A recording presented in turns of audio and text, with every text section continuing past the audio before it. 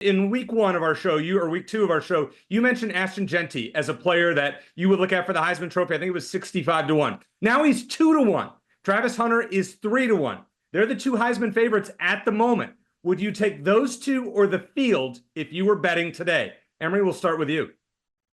I will take Travis Hunter because here's the thing about Boise State. They can be beaten because if you stop the run, they can't beat you throwing the football consistently. So Jeanty is Boise State.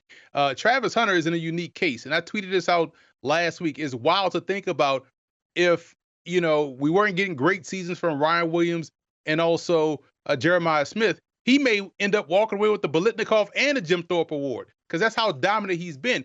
It was also helping him out in this era of college football that he can benefit from directly, which has helped him out a little bit more so, not as much as his talent, but just an added boost. The fact he's in the social media era. So he's going to make a play on either side of the football in every game. So regardless of Colorado's record, this guy is going to be doing things that are Heisman worthy. And when you add on to the fact that Colorado is playing winning football and could be a player in the Big 12, is going to enhance it even more so. So I am all in on these plus odds for Travis Hunter.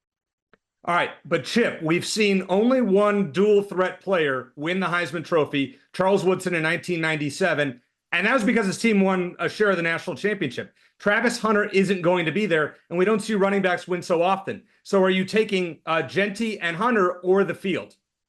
I'm going to take the field. I have written for CBSSports.com the case and the path for Travis Hunter to win the Heisman Trophy. So I'm not firmly against it. This is just some cold analysis of the situation at hand when you still have so many quarterbacks left on this Heisman Trophy odds board. Because while among the 800 some odd Heisman voters, there are some that are going to be influenced, by some of the things that are trending and the things that are hot. There are a lot of traditional thinkers out there, and traditional thinkers like quarterbacks and traditional thinkers like quarterbacks that are in the running for the national championship. That's where I'm not ready to bury Quinn Ewers. I am not ready to bury even Jalen Milroe after that disappointing loss against Vanderbilt because of the statistical excellence that Jalen Milroe continues to put up, reaching benchmarks that haven't been hit since Lamar Jackson in 2016 when, he won the Heisman Trophy. So I'm going to take the field here, not because I'm out on Jeanty, who I think is fantastic, not because I'm out on Travis Hunter,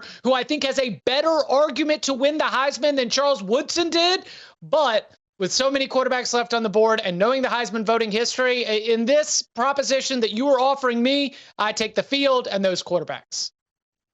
I'm right there with you, Chip. I'll take the field, and I will say Travis Hunter is the Heisman to me. He is the most deserving player of it.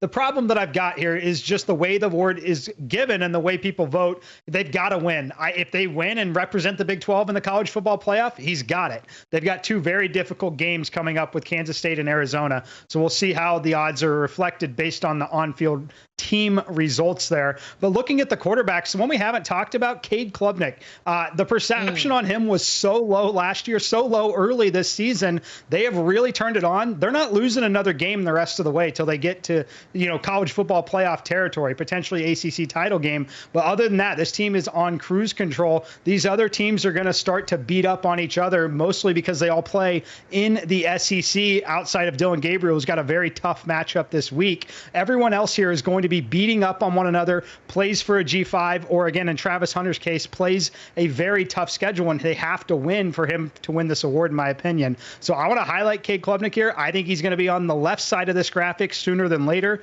I like the price point, plus 2,000 here.